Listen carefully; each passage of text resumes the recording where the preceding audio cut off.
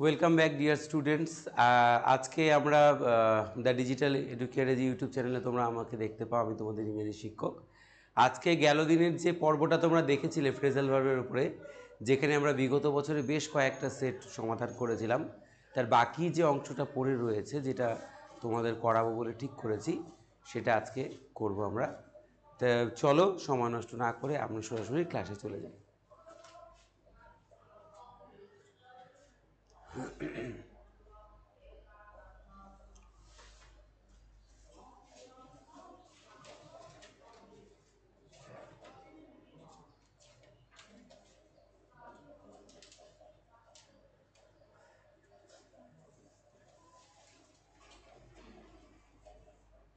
Okay, as per as I remember, যে গেল কালকে বা যে ভিডিওটা লাস্ট আপলোডেড হয়েছে সেখানে তোমরা সিরিয়াল 13 অবধি দেখেছিলে। আজ আমরা 14 থেকে শুরু করব, নাম্বার 14। আর এখানে যে কোয়েশ্চেনগুলো আছে সেগুলো আমরা আগে চট করে সমাধান করে নিই। সবাই কিন্তু অ্যাটেনশন ফুল রাখো। আর এটা আশা রাখছি যে গেল যে ভিডিওটা আপলোড করা হয়েছে ফ্রেজাল ভার্বের উপরে ডিটেলস যেখানে আলোচনা করা হয়েছে, সেই জিনিসগুলো তোমরা হয়তো পড়েছো, তোমাদের হয়তো ভালো লেগেছে। আর বুঝতেই পারছো যে কিভাবে জিনিসগুলো আমাদেরকে প্র্যাকটিস যদি আমরা রেগুলার করি, জিনিসগুলোর সাথে ঘুলে মিলে থাকি, তাহলে কিন্তু সেটা আমাদের কাছে বড়ই হেল্পফুল হয়ে উঠবে। এবং সেই মানসিকতা নিয়েই আমরা এই দ্বিতীয় পর্বে এসেছি। দেখো এবার সবাই ভালো করে লক্ষ্য করো।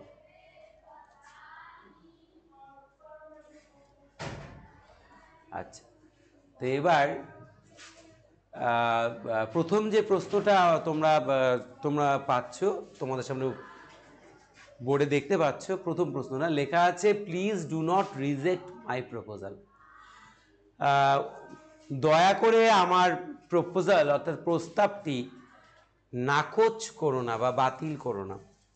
তো এবার এখানে যে প্রিন্সিপাল ভার্বটা দেওয়া আছে, মূল যে ক্রিয়াটা দেওয়া রয়েছে, যেটাকে ধরে আমাদের ফ্রেজাল ভার্বটা সিলেক্ট করতে হবে, সেটা রয়েছে তোমার রিজেক্ট, বাতিল করা। আচ্ছা, এবার টেন্সটা যেটা দেখতে পাচ্ছি আমরা, ডু নট লেখা রয়েছে, ডু নট অর্থাৎ প্রেজেন্ট ইনডেফিনিট টেন্সের নেগেটিভ সেন্টেন্স, যেখানে আমরা do not or does not use করি এবং তারপরে অবশ্যই ভার্বের বেস ফর্ম ইউজ হতে আমরা দেখতে পাই। তাহলে এই জায়গায় দাঁড়িয়ে আমরা বুঝতে পারছি যে কোন ফ্রেজাল ভার্বটাই তার এই রিজেক্ট ভার্বটার জায়গা নিতে চলেছে। আমরা সকলেই জানি যে টার্ন ডাউন মানে হচ্ছে নাকচ করা বা বাতিল করা।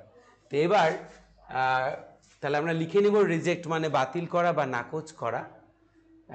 আর ফ্রেজাল ভার্ব হচ্ছে TURN, টার্ন ডাউন।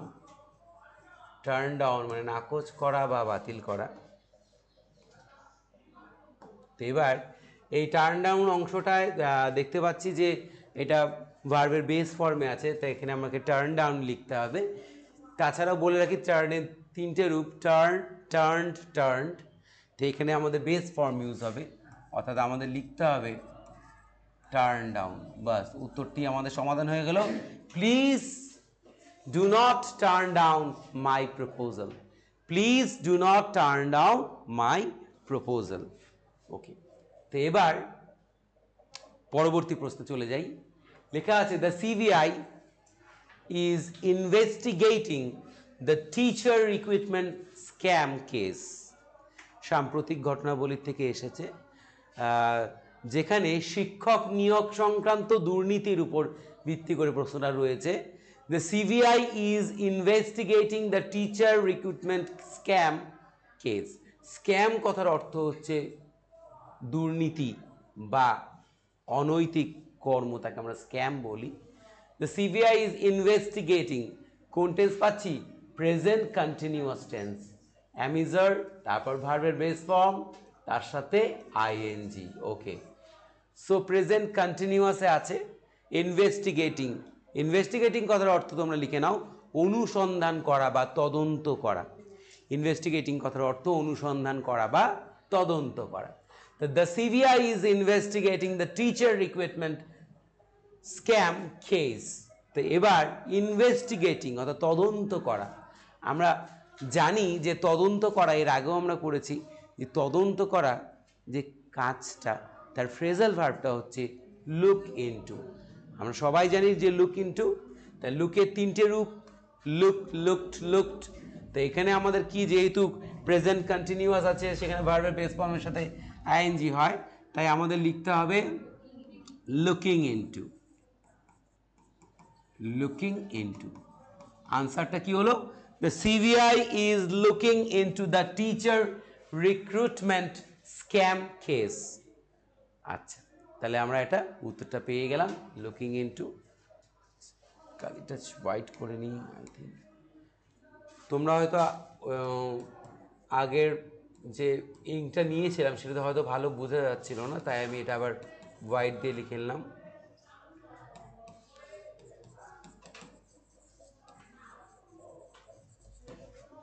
আচ্ছা, তাহলে আমরা দুটো করে ফেললাম। এই সেটে আমরা দুটো প্রশ্নই পেয়েছি। সবাই একবার আবার জিনিসটাকে একটু বলবো। রিজেক্ট মানে টার্ন ডাউন, আর ইনভেস্টিগেট যার কথার অর্থ তদন্ত করা বা অনুসন্ধান করা, যার ফ্রেজাল ভার্ব কি? Look into. ফ্রেজাল ভার্ব কি? Look into.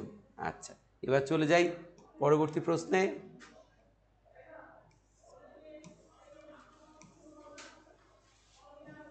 নেক্সট ওয়ান প্রশ্ন তোমাদের সামনে চলে এসেছে বোর্ডে, লেখা রয়েছে অ্যাভয়েড ব্যাড কোম্পানি, অর্থাৎ দুর্সঙ্গ বা কুসঙ্গ এড়িয়ে চলো। কুসঙ্গ এড়িয়ে চলো। গেল দিনও আমরা করেছিলাম যে এই অ্যাভয়েড যেটা আছে, এড়িয়ে চলা বা যাকে আমাকে দূরে সরিয়ে রাখতে হয়, সেটাকে আমাকে ব্যাড কোম্পানি, যেটাকে আমাকে সবসময় দূরে সরিয়ে রাখতে হবে বা দূর দিয়ে চলতে হবে, তাকে কাছে ঘেঁষাই যাবে না, এমন একটা অর্থ। তাহলে আমরা জানি কি, ত্যাগ করা, কি গিভ আপ, তাই তো। অ্যাভয়েড যেহেতু ভার্বের বেস ফর্ম দিয়ে শুরু হচ্ছে, তাই এখানেও আমাদের লিখতে হবে কি হবে? Give up.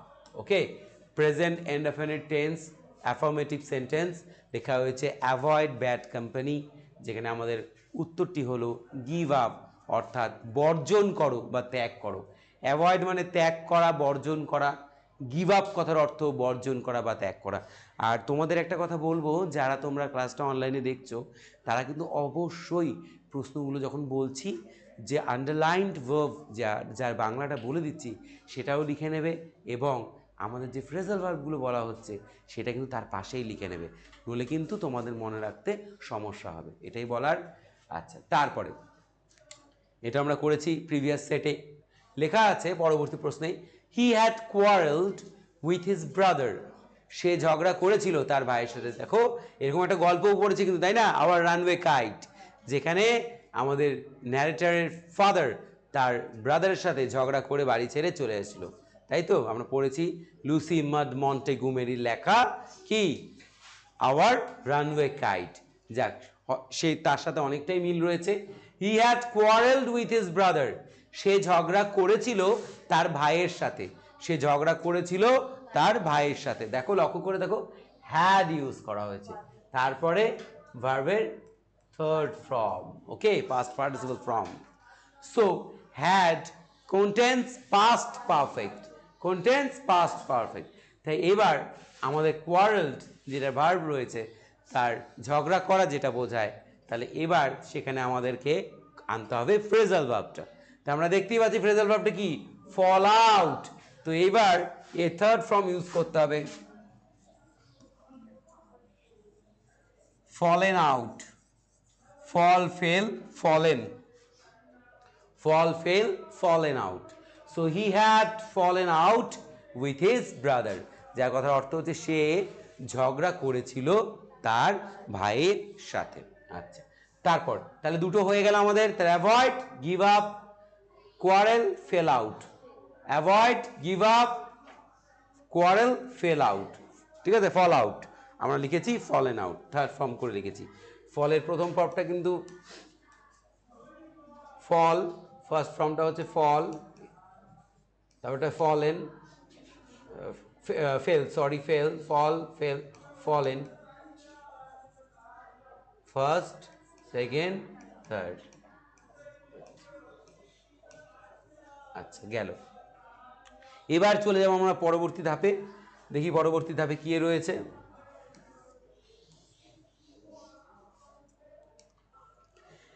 লেখা রয়েছে dengue has spread in the town. Dengue মশাবাহিত একটা রোগ, জমা জলে মশা লার্ভা থেকে তৈরি হওয়া একটা খুব মারাত্মক ধরনের অসুখ, যার নাম হচ্ছে ডেঙ্গু। ডেঙ্গু একটা জ্বর, তাহলে এটা সমস্ত নগরীতে ছড়িয়ে পড়েছে। কি হয়েছে? ছড়িয়ে পড়েছে। হ্যাজ রয়েছে, কোন টেন্স? Present perfect tense. স্প্রেড ভার্বের কত নম্বর ফর্ম রয়েছে? থার্ড ফর্ম রয়েছে। ছড়িয়ে পড়েছে, ডেঙ্গু ছড়িয়ে পড়েছে। তো ডেঙ্গু যখন ছড়িয়ে পড়েছে, তার ছড়িয়ে পড়া ফ্রেজাল ভার্ব কি আমরা জানি? কি? Break out. তাহলে আমাদের এটা কত নাম্বার করে লিখতে হবে? থার্ড ফর্মে লিখতে হবে। তাই কি লিখতে হবে? Break, broke, broken. কি লিখবো?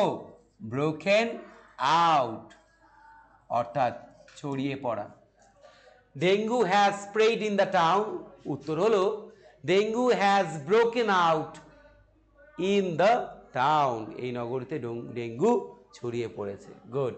তারপরে দেখো পরবর্তী প্রশ্ন আছে, students must wear proper school uniform to go to school. ছাত্রছাত্রীদের প্রয়োজন যথোপযুক্ত ইউনিফর্ম পরা বা স্কুলের পোশাক পরা স্কুলে যাওয়ার ক্ষেত্রে। অর্থাৎ স্কুলে যাওয়ার ক্ষেত্রে আমরা proper uniform, school mention uniform যেন আমরা পরে যাই। যাক, মাস্ট রয়েছে, তারপরে কি হয়? ভার্বের বেস ফর্ম। মাস্ট কথার অর্থ কি? প্রয়োজন। ওয়্যার মানে কি? পরিধান করা। ওয়্যার মানে কি? পরিধান করা। তো এবার আমরা জানি যে পরিধান করা যে প্রিন্সিপাল ভার্বটা রয়েছে, তার ফ্রেজাল ভার্ব কি? Put on. কি? Put on. পুট অন মানে হচ্ছে পরিধান করা।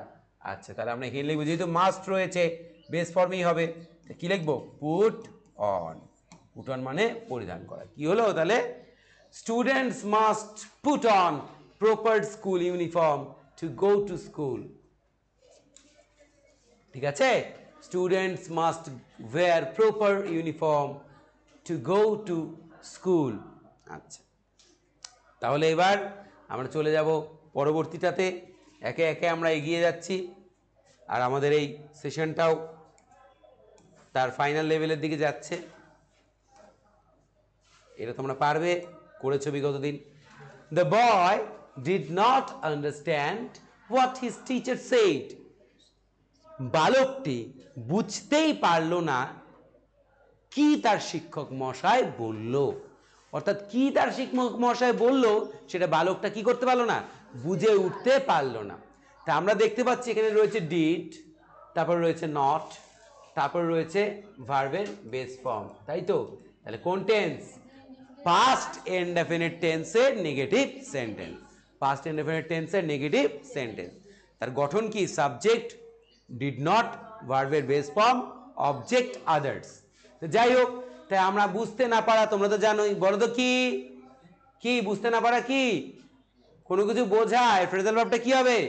Make out. মেক আউট মানে কি? বুঝতে পারা। আর না যেহেতু রয়েছে সঙ্গে, এটা বুঝতে না পারা, এটা ভার্বের বেস ফর্ম রয়েছে, তাই আমি কি লিখবো? Make out. কি লিখবো? Make out. অর্থাৎ the boy did not make out what his teacher said. যে তার শিক্ষক কি বলল সে বুঝেই উঠতে পারেনি। আচ্ছা, তারপরে দেখো রয়েছে পরবর্তী প্রশ্ন, the ship starts for western country. Western কান্ট্রিতে যাওয়ার জন্য জাহাজটি তার যাত্রা কি করলো? শুরু করলো। পশ্চিমের দেশগুলোতে যাওয়ার জন্য তার জাহাজটি যাত্রা শুরু করলো। বলো তো যাত্রা শুরু করার ফ্রেজাল ভার্ব কি? Set in. সেট ইন কথার অর্থ হচ্ছে শুরু করা, স্টার্ট, বিগেন। সো যেহেতু এটা প্রেজেন্ট ইনডেফিনিট টেন্সের অ্যাফার্মেটিভ সেন্টেন্স রয়েছে, ওই জন্য সাবজেক্ট সিঙ্গুলার পারসন হওয়ার পর ভার্বের বেস ফর্মের সাথে ইজ বা ইএস অ্যাড হয়েছে, তাই না? তাহলে এইখানে আমাকে কি করতে হবে? স্টার্টস জায়গায় কি লিখতে হবে? Sets in. কি লিখবো? Sets in. গুড, শেষ। The ship sets in for western country. আচ্ছা, যাই হোক, তাহলে understand, make out, start, set in. ওকে,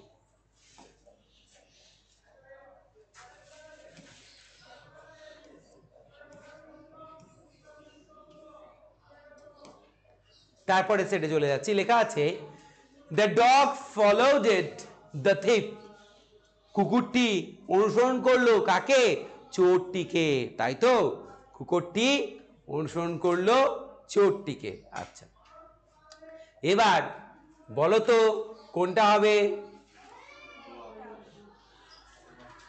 পিছনে পিছনে তাড়া করা, তাই তো? কি হবে?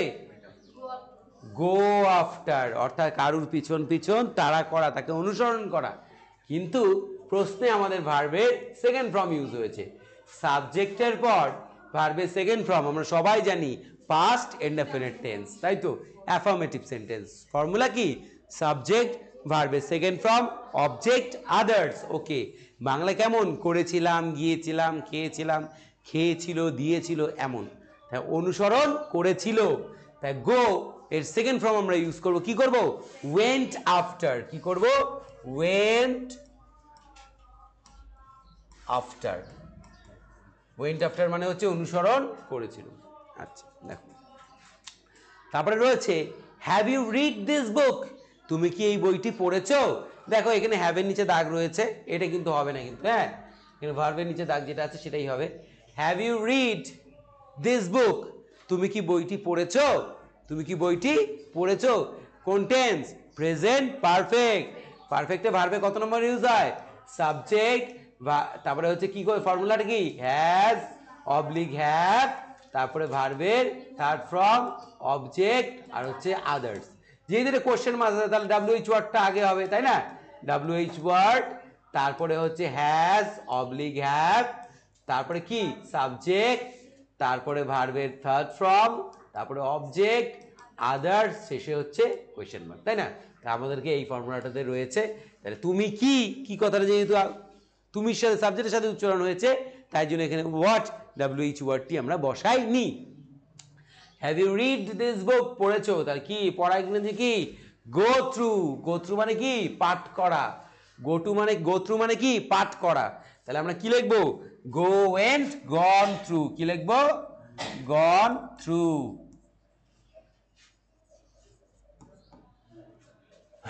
কি লিখবো? Gone through. লাস্টে আমাদের কি করতে হবে? কোয়েশ্চেন মার্ক দিতে হবে কিন্তু, তাই তো?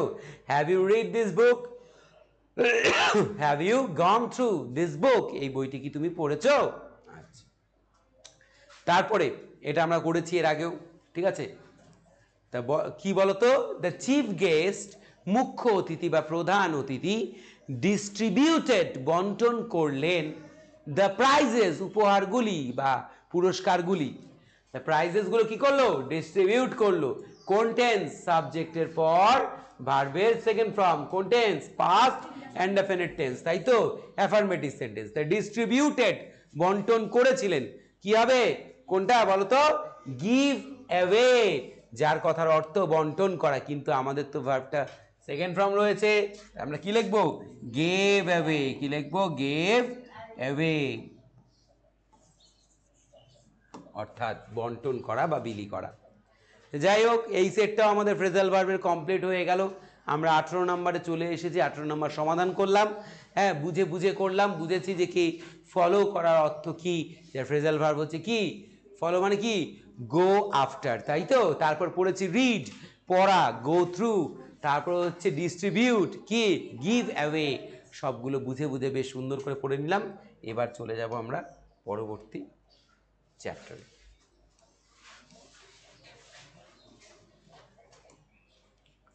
Khudiram sacrificed his life for the motherland, মাতৃভূমির জন্য পরমবীর ক্ষুদিরাম তার আত্মবলিদান দিয়েছিলেন। স্যাক্রিফাইসড কত নাম্বার রয়েছে? ভার্বের সেকেন্ড ফর্ম। ভার্বের সেকেন্ড ফর্ম বলো তো কোন tense? Past indefinite tense, affirmative sentence, তাই তো? তাহলে আমাদের এই স্যাক্রিফাইস করা, আত্মবলিদান দেওয়া, আত্মত্যাগ করা, এই ত্যাগ, বাদ দেওয়া, এগুলো সব কি অর্থে? Give up. কি হবে? Give up. তাহলে স্যাক্রিফাইস ভার্বের সেকেন্ড ফর্ম আছে, কি হবে? Gave up. কি হবে? Gave up. তাই Khudiram gave up his life for the motherland, মাতৃভূমির জন্য মাটিপুত্র বা ভূমিপুত্র ক্ষুদিরাম কি করেছিলেন? তার আত্মবলিদান দিয়েছিলেন। যাই হোক, খুব সুন্দর একটা প্রশ্ন পেলাম। তারপর কি হচ্ছে, police is investigating the case, আবার সেই ইনভেস্টিগেট চলে আসছে, তোমরা জানো কি বলতো, লুক ইনটু, গুড। আর কোন টেন্সে রয়েছে কোশ্চেনটা আমাদের, প্রেজেন্ট কন্টিনিউয়াস টেন্সে রয়েছে। কিভাবে বুঝতে পারছি, এই যে ইজ ভার্বের বেস ফর্ম, তার সাথে আইএনজি। মনে রাখবো আমরা, ভার্বের বেস ফর্মের সাথে আইএনজি একমাত্র কন্টিনিউয়াস টেন্সেই হয়। আর শুধু আরেকটা বড় জিনিস, যে সেটা হচ্ছে যে আইএনজি শুধুমাত্র কার সাথে হয়, ভার্বের বেস ফর্মের সাথেই হয়ে থাকে। যাই হোক, তাহলে এবার police is investigating the case, police is investigating the case কি হবে, লুকিং ইনটু, তাই তো? তাহলে হবে the police is looking into the case. দেখো তারপরে,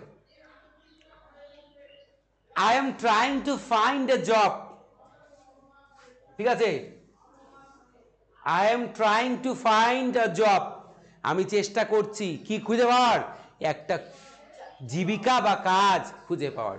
তা বলো তো ফাইন্ড কি হবে, কি হবে, পাওয়া, কি হবে, লাভ করা, কাম বাই হবে, কিন্তু এখানে কি হবে, কাম বাই, এখানে লুক আপ হবে না, কিন্তু কি হবে, কাম বাই। তা বলছে I am trying to find মানে get, trying to get a job, come by মানে কি, কোনো কিছু লাভ করা, পাওয়া, ঠিক আছে তো? আচ্ছা, তাহলে কি হবে, I am trying to come by, I am trying to come by. আচ্ছা, এখানে একটা কথা বলে রাখি, এই ফ্রেজাল ভার্বটা কোনো কোনো সময় একটা আসে, মানে এর থ্রুতেই বলা, কাম ফোর্থ, FORTH, জেগে ওঠা, কি ওঠা, জেগে ওঠা, বা অ্যাক্টিভ হওয়া, কি হওয়া, অ্যাক্টিভ হওয়া, ঠিক আছে তো? জেগে ওঠা বা অ্যাক্টিভ হওয়া, এটা কিন্তু গেট আপ না, কিন্তু জেগে ওঠা, একটা শক্তি তাকে জেগে ওঠে। মনে বলছে একজন সোলজার বলছে, কি বলছে, একজন মানে তোমার সেনাপ্রধান বলছে যে কাম ফোর্থ মাই সোলজার্স, মানে কি, জেগে ওঠো আমার সৈন্যরা বা আমার সৈনিকেরা, বুঝতে পারলো তো? কাম ফোর্থ মানে কি, জেগে ওঠা, লিখে রাখো, খুব গুরুত্বপূর্ণ কিন্তু, ঠিক আছে, জেগে ওঠা। আচ্ছা, তাহলে আমরা সুন্দরভাবে করে নিলাম এটা সমাধান, এবার চলে যাব পরবর্তীতে।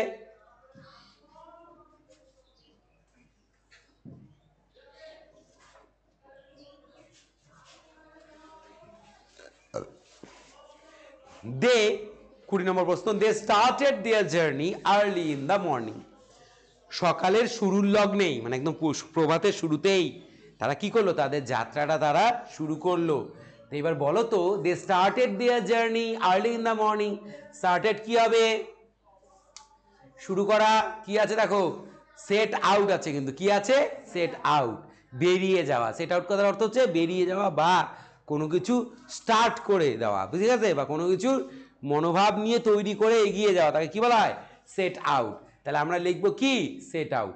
দে স্টার্টেড কোন ফর্মে রয়েছে, ভার্বের সেকেন্ড ফর্ম, কোন tense, past indefinite tense, তাই তো? তাহলে আমরা লিখবো এবার স্টার্টেড এর জায়গায় লিখবো হচ্ছে কি, সেট আউট। তারপরে I cannot understand what you are saying, আবার সেই আন্ডারস্ট্যান্ড চলে আসছে, I cannot understand what you are saying, আমি বুঝতে পারছি না যে তুমি কি বলছো, ঠিক আছে, আন্ডারস্ট্যান্ড, ক্যানট কি, মডেল অক্সিলারি, তাই তো? মডেল অক্সিলারি ভার্বের কত নম্বর ফর্ম হয়, base form, good, very good. So I cannot understand what you are saying, so understand মানে কি, আমরা সবাই জানি, কি বলতো, মেক আউট আছে না, আছে তো, এই যে কি হবে, ক্যানট মেক আউট, কি হবে, make out, I cannot make out what you are saying. তারপর কি হচ্ছে দেখো, দ্য ম্যান অ্যাবান্ডেন্ট, অ্যাবান্ডেন্ট শব্দটা লিখে নিয়ে তোমরা বাংলায় লিখো, পরিত্যাগ করা বা ত্যাগ করা, তাকে কি বলা হয়, অ্যাবান্ডেন্ট, ইডি আছে, পরিত্যাগ করে ছিল, কোন টেন্স, সাবজেক্টের পরে ভার্বের বেস সেকেন্ড ফর্ম, কোন, পাস্ট ইনডেফিনিট টেন্স, তাই তো? এবং অ্যাফার্মেটিভ সেন্টেন্স, আমার হ্যাবাচক বাক্য।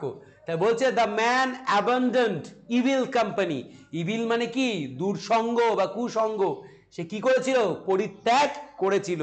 তাহলে আবার জানি আমরা কি, এটা গিভ আপ, তাই তো, ত্যাগ করা বা পরিত্যাগ করা। কি লিখবো, অ্যাবান্ডন থেকে লিখবো গেভ আপ, কি লিখবো, gave up. that the man abandoned evil company, that the man gave up evil company.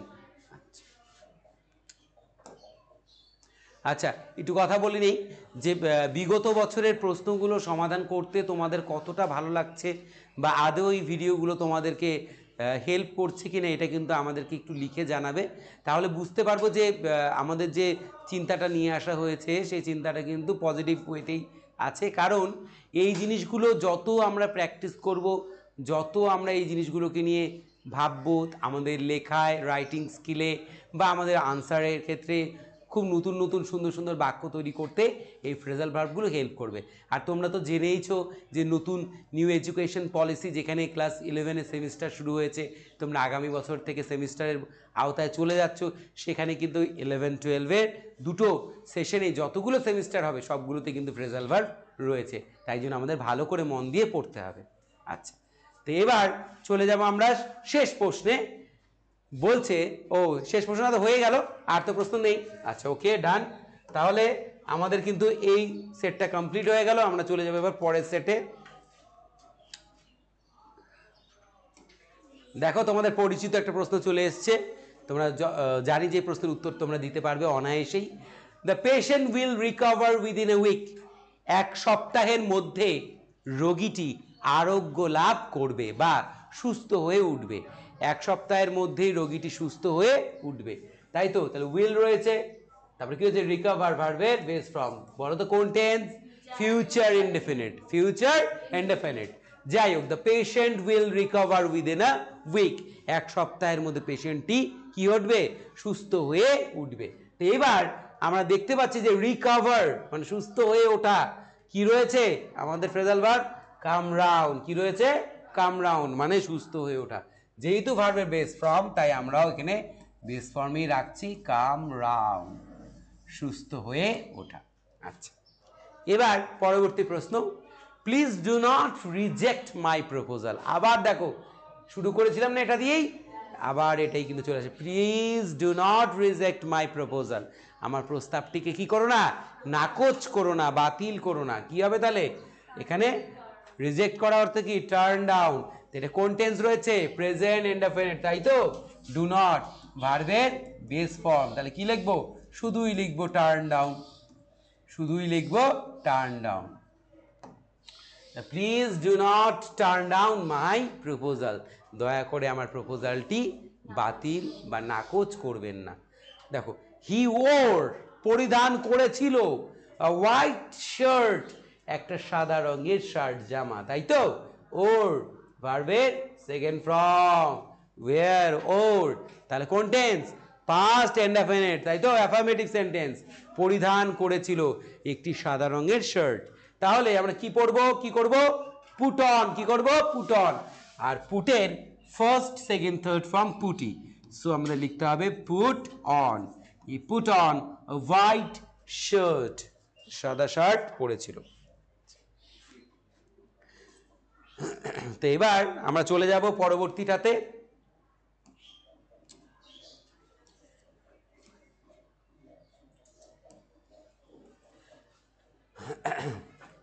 I met my friend in the park. I met my friend in the park. ঠিক আছে? কি সুন্দর দেখো, আমি দেখা করেছিলাম আমার বন্ধুর সাথে পার্কে। কোথায়? পার্কে, অর্থাৎ উদ্যানে। আচ্ছা, তাহলে এই মেটটা রয়েছে ভার্বের সেকেন্ড ফর্ম, ফার্স্ট ফর্ম কি? মিট, তাই তো? কোন tense? Past indefinite tense. I met my friend in the park. আমরা জানি সাক্ষাৎ করা বা হঠাৎ দেখা হয়ে যাওয়া কি হয়? Come across. কি হয়? Come across. তাহলে এটা সেকেন্ড ফর্ম করে লিখতে হবে। কি লিখতে হবে? Came across. কি লিখতে হবে? Came across, came across, ACROSS, across, came across, ACROSS, came across. আচ্ছা, আজকে তোমাদের জন্য একটা প্রশ্ন থাকলো, যেটা আজকের টপিকের থেকে তো বাইরে, কিন্তু আমি দেখবো যে এই প্রশ্নটার উত্তর কে করে দিতে পারো। আজকে যে লাইনটা তোমরা পেলে, যার ফ্রেজাল ভার্ব চেঞ্জ করলে বা ভার্বকে ফ্রেজাল ভার্বে রিপ্লেস করলে, I met my friend in the park, তোমাদের কাছে আমার প্রশ্ন হলো, এটাকে কমপ্লেক্স করলে কি হবে? হ্যাঁ, সবাই কিন্তু করে আমায় পাঠাবে, ঠিক আছে? এই লাইনটার কমপ্লেক্স করলে কি হবে আমি তোমাদের কাছে দেখতে চাই উত্তরটা।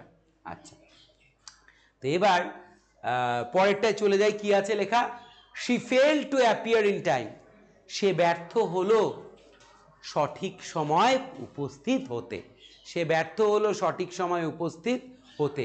অ্যাপিয়ার, অ্যারাইভ এগুলো পড়েছি, তাই তো? কি হবে বলো তো? Turn up. কি হবে? টার্ন আপ, উপস্থিত হওয়া বা পৌঁছানো।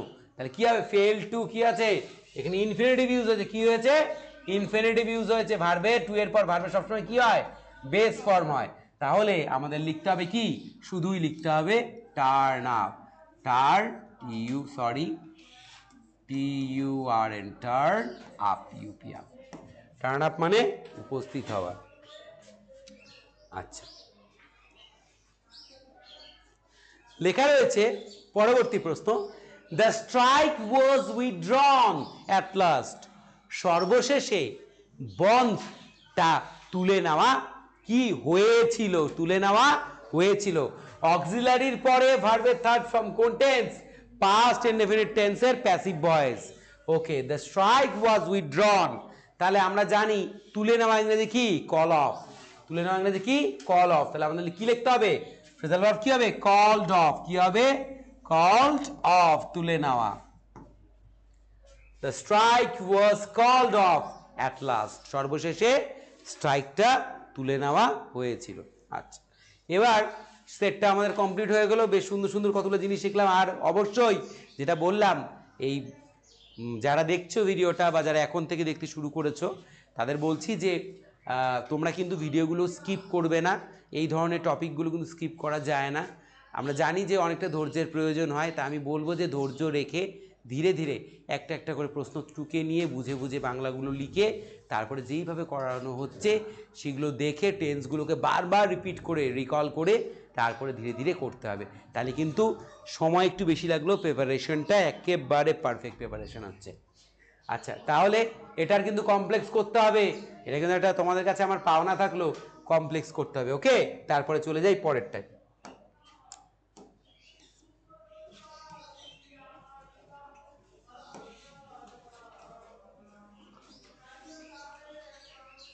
আচ্ছা, বলছে বিবেক পোস্টপন্ড হিজ জার্নি।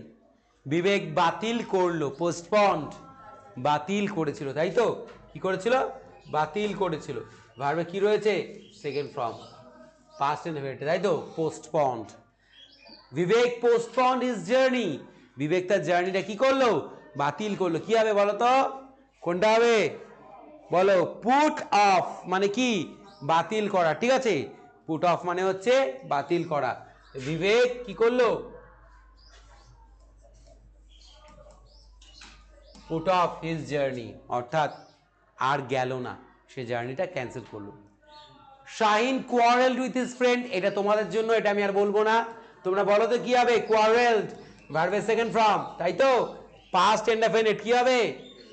ফল, ফেল আউট। কি হবে? Fail out. ওকে, এটা তোমরা পেরেছো, ফেল আউট। তারপরে Firoz wrote all the class notes. Firoz wrote, Firoz লিখেছিল। রাইটের সেকেন্ড ফর্ম কি? রোট। থার্ড ফর্ম কি? রিটেন। ফিরোজ রোট, ফিরোজ লিখেছিল। কোন টেন্স? Past indefinite. পড়েছিল, দিয়েছিল, শুনেছিল। ফিরোজ লিখেছিল, ভার্বের সেকেন্ড ফর্ম রয়েছে। তাহলে কোন ফ্রেজাল ভার্বটা ইউজ করবো আমরা? Take down. টেক ডাউন মানে কি? লিখে রাখা। টেক ডাউন মানে লিখে রাখা। তাহলে আমরা কি করব? টেকটাকে কোন ফর্মে নিয়ে যাব? Second form. কি লিখবো? Took down. কি লিখবো? Took down. Firoz took down all the class notes. Firoz লিখে রাখলো সমস্ত ক্লাসের নোটসগুলো বা বিশেষ পড়াগুলি। হয়ে গেল? আচ্ছা, তাই এটা আমাদের কমপ্লিট হয়ে গেল। আমরা করে নিলাম পোস্টপন, কোয়ারেল, রোট। আচ্ছা,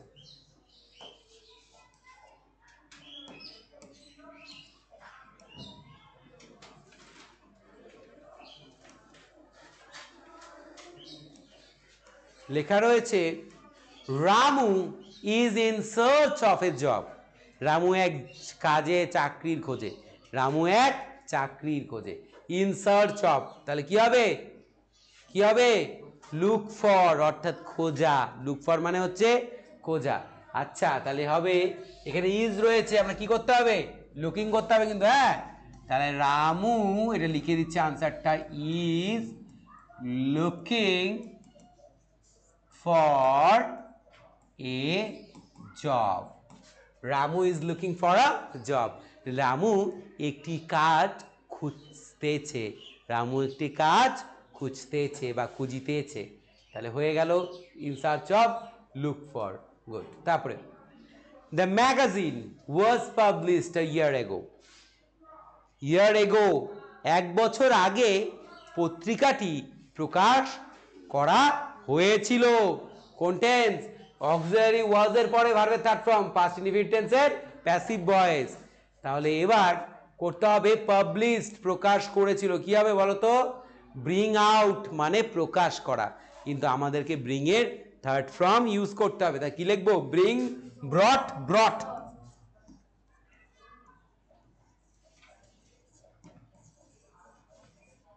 brought out. So the magazine was brought out a year ago. এক বছর আগে পত্রিকাটি প্রকাশ করা হয়েছিল। আচ্ছা এবার দেখো খুব সুন্দর হয়েছে, জন্মগ্রহণ করা। Rabindranath was born in a rich family. Rabindranath ঠাকুর অর্থাৎ বিশ্বকবি রবীন্দ্রনাথ ঠাকুরের জন্ম হয়েছিল এক ধনী পরিবারে, এক কি পরিবারে, ধনী পরিবারে, রিচ ফ্যামিলি। সো আমাদের জন্ম হওয়া, ঠিক আছে, কি আছে বলতো, কি হবে, জন্ম হওয়া, কাম অফ, কাম অফ মানে কি, জন্ম হওয়া, কাম অফ মানে জন্ম হওয়া, ঠিক আছে তো, ও ডবল এফ হবে কিন্তু এখানে ভুলে একটা এফ হয়েছে, কাম অফ, ঠিক আছে, মানে কি জন্ম হওয়া। আর ব্রিং আপ মানে কি, লালন পালন করে বড় করে তোলা, ঠিক আছে তো, কি হবে, জন্মগ্রহণ করা যাবে, কাম অফ, তাহলে ওয়াজ আছে, কাম কেম কাম, কি লিখতে হবে, কাম অফ মানে কি জন্মগ্রহণ করা। Rabindranath was come of in a rich family. Okay, তাহলে হয়ে গেল।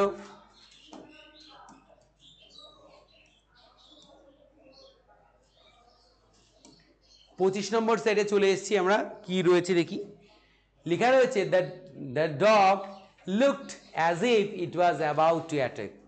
লুকড এখানে আন্ডারলাইন করা হয়নি, so there is the underlined verb.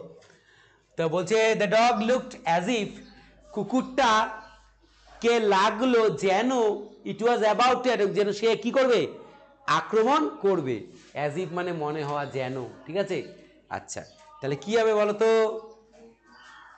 Looked কি হবে, গো আপন, কল আপন, গো ফর, ব্রিং অ্যাবাউট, কি হবে, দ্য ডগ লুকড দেখতে লাগলো, কি হবে, the dog looked as if it was about to, যেমন দেখতে লাগছে যে কুকুরটা কি কোনো কিছু করতে যাচ্ছে, মনে হয় করবে, তাই তো। তাহলে এই যে দেখতে লাগা, দেখো এখানে তো আর রিজেম্বলটা নেই, হ্যাঁ, যে আমরা টেক্স আফটার লিখবো তা নেই কিন্তু, যে দেখতে, এখানে হচ্ছে লুকড অ্যাজ ইফ ইট ওয়াজ, তাহলে কি হবে, যে যেন কোনো কিছু করতে যাচ্ছে, যাওয়ার জন্য, করার জন্য, জন্য কথাটা কোথায় আছে, ফর, তাহলে কি হবে, গো ফর, তাহলে কি লিখতে হবে, দ্য ডগ লুকড, পারবে সেকেন্ড ফর্ম রয়েছে, তাহলে কি করব, গো ওয়েন্ট ফর, তাই তো, কি হবে, went for, past indefinite tense, তাহলে লিখবো হচ্ছে went for. The dog looked, went for as if it was about to attack. The irresponsible habit caused his ruin. দেখো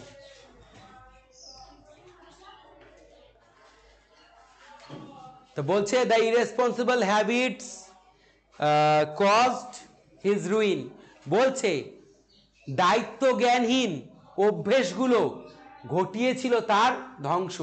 এই যে ঘস্ট, ঘটানো, ঠিক আছে, রুইন মানে কিন্তু ধ্বংস, এটা কিন্তু আমি এমনি দাগ দিলাম, ফ্রেজাল ভার্বটা কিন্তু, প্রিন্সিপাল ভার্বটা কিন্তু কস্ট, ঘটিয়েছিল, ঠিক আছে। দেখো তো ঘটানো ইংরেজি কোথায় আছে, কোথায় আছে বলো তো, কল আপন ক্ষতিকারক প্রভাব ফেলা বা ঘটানো, তাই কি লিখতে হবে, called upon কি হবে called upon কি হবে called called called upon অর্থাৎ cost ঘটিয়েছিল called upon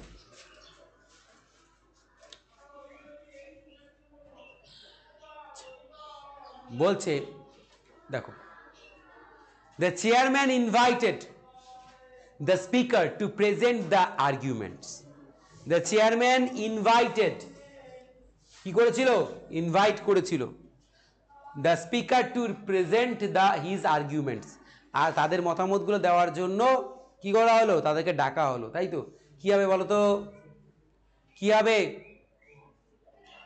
go upon তাই তো কি হবে go upon কি হবে go upon তাহলে ইনভাইটেডটা কি হবে সেকেন্ড ফর্ম আছে কি হবে went upon কি হবে went upon the chairman went upon the speaker to present his arguments এটা যেহেতু ভার্বের সেকেন্ড ফর্ম ছিল past indefinite tense তার ভার্বের সেকেন্ড ফর্ম তাই এখানে আমরা সেকেন্ড ফর্ম করলাম আচ্ছা যাই তাহলে দেখি বাস তাহলে আমাদের যে সেটটা ছিল সেট পর্বটা কিন্তু শেষ হয়ে গেল সেট পর্বটা শেষ হয়ে যাওয়ার পর যেটা তোমাদেরকে বলা বিশেষভাবে বলা সেটা হলো যে সেশনটা তোমরা দেখতে পারলে সেই সেশনটা একটা খুব গুরুত্বপূর্ণ সেশন ছিল তোমাদের টেস্ট পরীক্ষা সামনে ঘনিয়ে আসছে তারপরেই মাধ্যমিক তো এই যে প্রিপারেশন জার্নিটা সেই জার্নিতে এই সেট ওয়াইজ বা ইয়ার ওয়াইজ যে